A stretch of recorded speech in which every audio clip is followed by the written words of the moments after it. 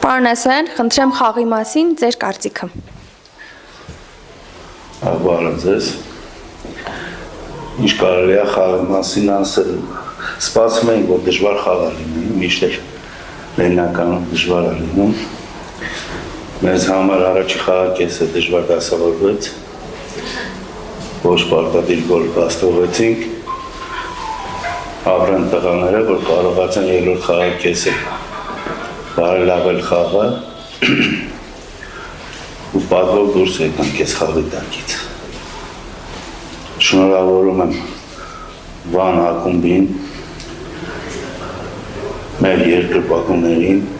և ֆուտբոլիստներին։ Պարոն Ասայան, առաջին գոլից հետո, երբ մենք բաց թողեցինք, կարծես մի պահ ուղղակի մեր թիմը սառեց, մենք այդքան հաճախ չէինք գրոհում, երկրորդ խաղակեսում արդեն մի փոքր, տեմպը փոխվեց եւ նախաձեռնությունը կարծես մենք վերցրինք մեր ձեռքը։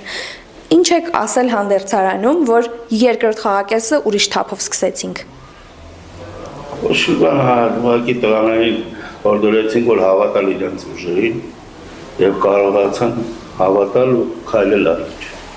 Հարցեր ունեք։ Պարոն Ասայան, շնորհավոր եմ ախնակի կապակցությամբ, կցանկանայի խոսեք մի փոքր Պետրոս Աֆաջանյանի մասին, ֆուտբոլիստը կարծես թե կան խաղեր, որոնք շատ լավ են դրսևորում, սակայն մյուս խաղերում դրանից հավանժամանակ չի ստանում, ինչ է դա կապված։